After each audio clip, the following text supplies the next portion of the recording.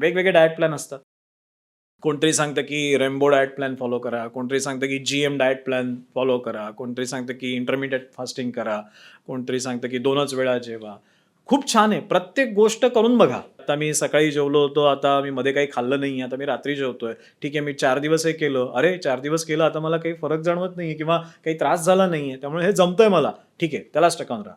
पुढे तुम्ही जसं मी म्हणलो, की दूध एक 7 दिवस सोडून टाका. दूध घेऊच नका. चहातून नको, काही त्याचं शिकरण नको ना काही नको. दूध कुठूनही घ्यायचं नाही.